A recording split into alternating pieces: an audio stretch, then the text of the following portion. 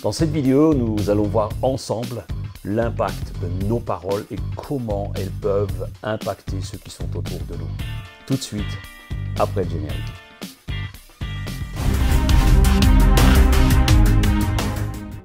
Waouh, nous voilà de retour. Bonjour à vous tous. Bonjour à chacun. Nous sommes heureux de vous retrouver après quelques jours de vacances seulement.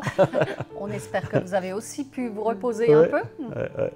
Et on est vraiment heureux de vous retrouver. Donc n'oubliez pas de nous mettre un petit pouce. Et il y a une chose magique, je ne sais pas si vous l'avez vu, en appuyant dessus, le pouce devient bleu.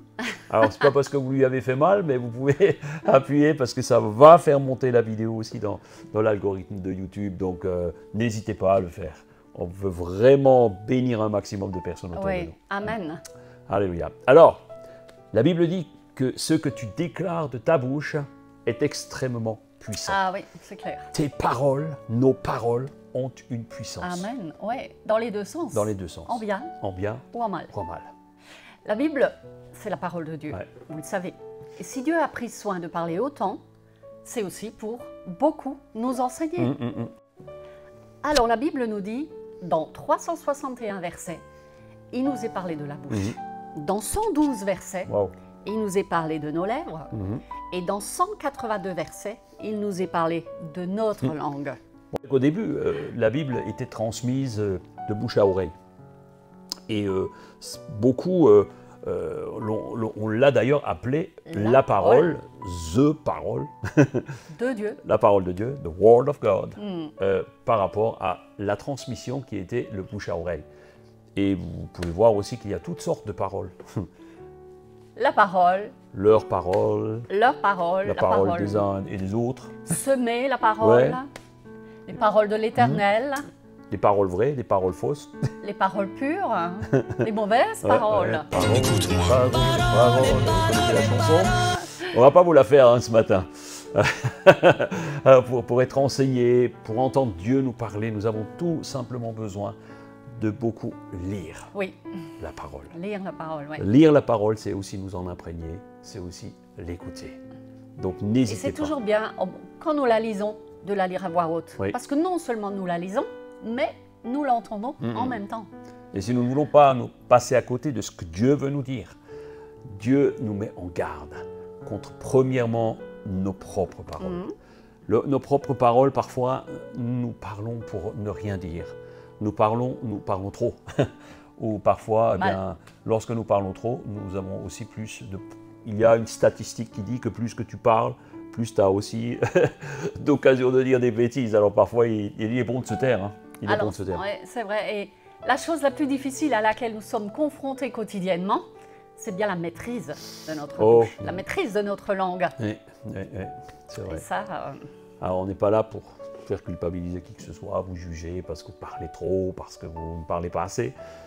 Loin de nous cette idée, parce que nous sommes tous confrontés à ce petit organe qui est capable de faire beaucoup de choses. Et nous voulons regarder ce que dit la parole de Dieu par rapport à ça. Oui, alors que dit-elle?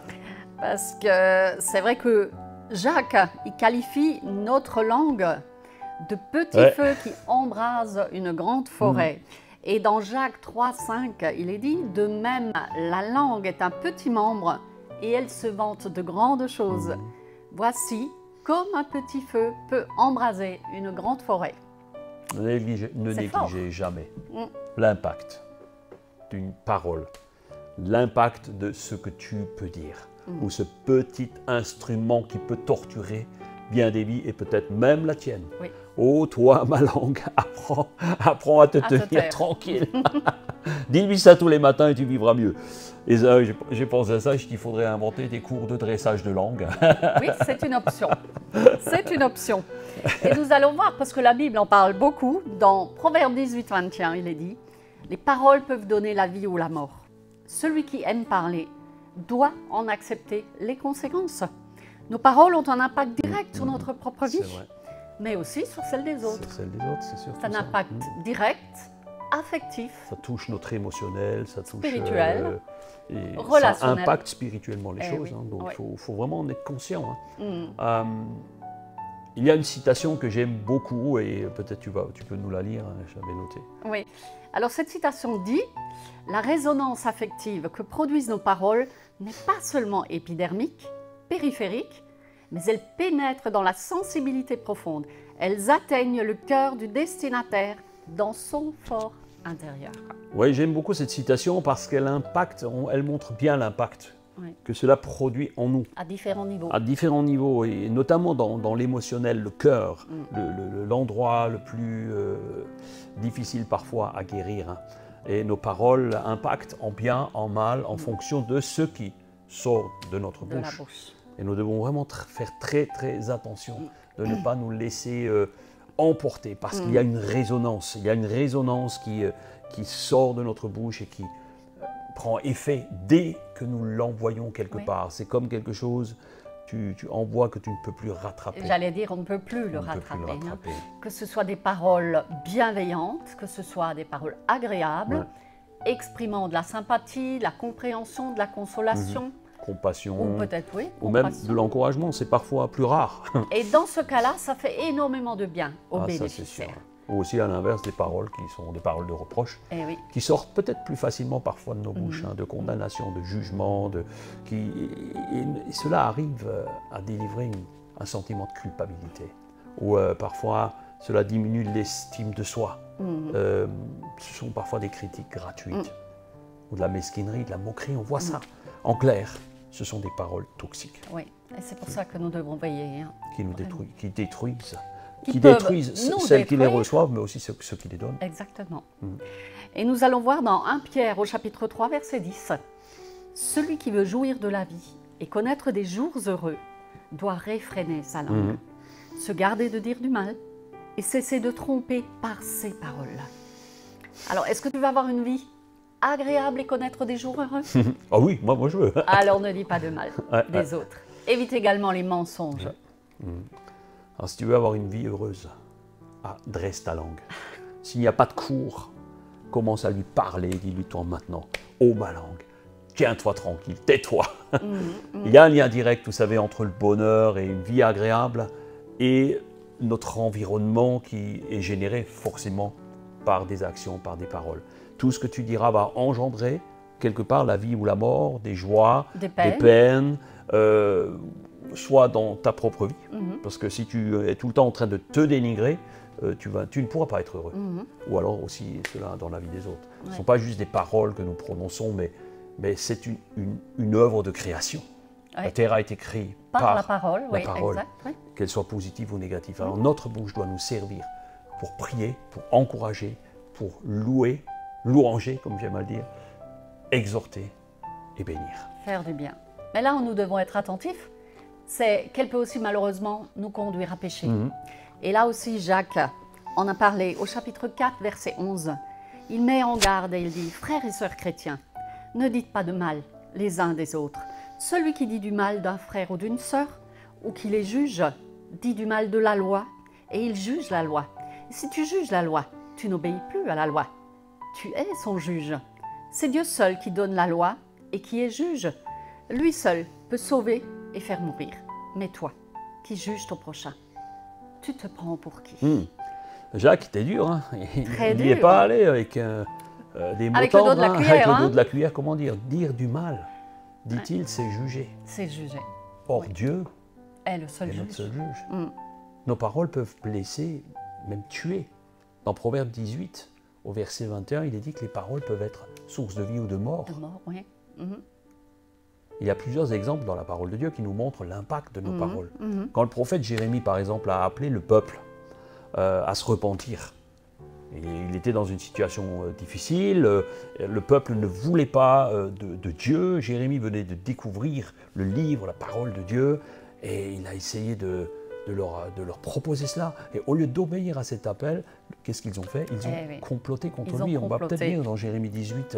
Au verset 18, à partir du verset 18, il y eut alors des gens qui dirent « Allons, c'est le moment de faire des plans contre Jérémie, car nous ne manquons ni de prêtres pour donner un enseignement, ni de sages pour fournir un bon conseil, ni de prophètes pour transmettre la parole de Dieu.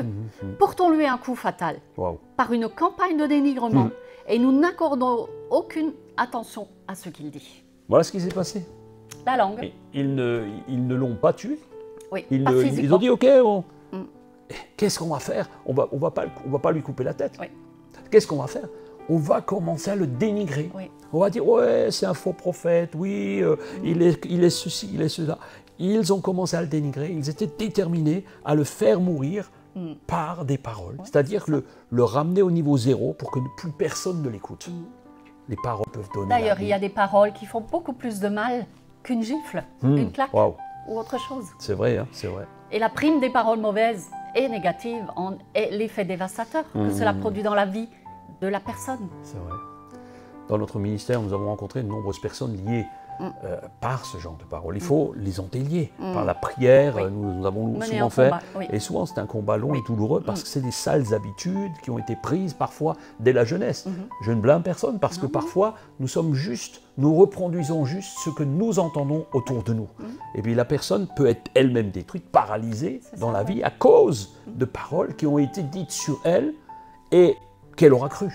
Qu'elle Qu'elle aura cru. On ne doit d'ailleurs jamais se moquer de quelqu'un ou rabaisser devant d'autres personnes, que ce soit un enfant, ni même faire des mauvaises blagues. Oui, j'allais dire ni même pour blaguer. Oui, oui. Ouais, disent parfois, oh, c'est juste pour rire. Ah, oui, non, non. Des fois, je fais ça avec ma femme. Je dis, oh, c'est Et il juste ne faut pas le faire. pour- Il ne faut pas le faire, je te confirme.